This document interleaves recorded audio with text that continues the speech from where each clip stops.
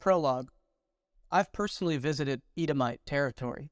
If you've been to Petra, Jordan, then you have seen the ancient Edomite lands that border Israel on the eastern side of the Jordan River, bordering the Arabah and Egypt to the west, Moab to the north, Midian to the southwest, and the Arabian plains in the southeast.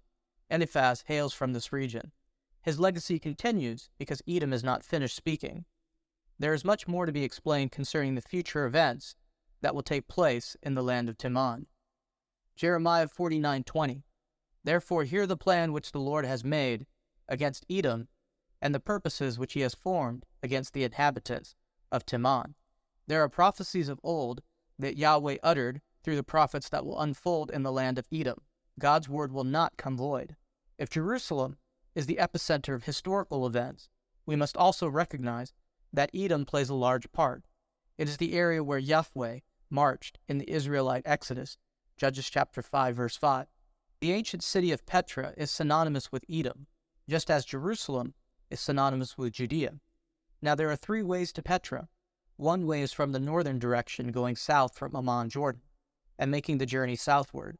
Another way is going the wilderness of Paran route into the Mount Seir region, and the other way is crossing from the southwest border in Elat, Israel, known as Ezion Geber, into Aqaba, Jordan, and taking the King's Highway northward to Wadi Musa, the Valley of Moses, which flows directly into the mouth of the Seek at the entrance of Petra.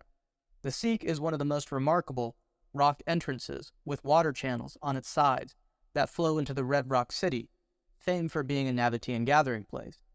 In 2 Kings 14:7 and Isaiah 16:1, the city of Selah is mentioned, which was a smaller city inside of modern-day Petra, sort of how the city of David was inside Jerusalem proper. What makes Edom unique is that it is a Bible land. It's an ancient land. It had an ancient monarchy before there was an Israelite monarchy. Edom was the land of Esau, indicated in Genesis 36:8. So Esau, that is Edom, settled in the hill country of Seir. The territory of Edom has always extended from the Dead Sea to the Arabah, downward into the northwest tip of Saudi Arabia, extending out into Arabia. It was known as Arabia Petraea by the Romans and dwelt by the Nabatean Arabs during the time of Jesus Christ. The ancient Horites lived in the territory first before the Edomites displaced them. Mount Seir, Mount Paran, and Mount Sinai are all part of the same mountain chain, where Yahweh displaced his glorious activity spoken about by the Old Testament prophetess Deborah. Judges 5:2-31. Moreover, the Edomites were the descendants of Esau who settled in the country east of the Jordan River. But to the sons of his concubines Abraham gave gifts, and while he was still living, he sent them away from his son Isaac, eastward to the east country. Besides, the tribes of Ishmael settled between Havilah to Shur, which was a designation of the land between Egypt and Assyria, meaning Arabia. One of Ishmael's sons was Nebaioth, whom the Nabatean Arabs claimed their descendants, Genesis 25:13 and 18. From the Genesis account, we see that Esau married Mahalat, a sister of Nebaioth, the daughter of Ishmael, and that intermarriage created a familial connection between these groups that lived near each other, the Midianites, Ishmaelites, and Edomites.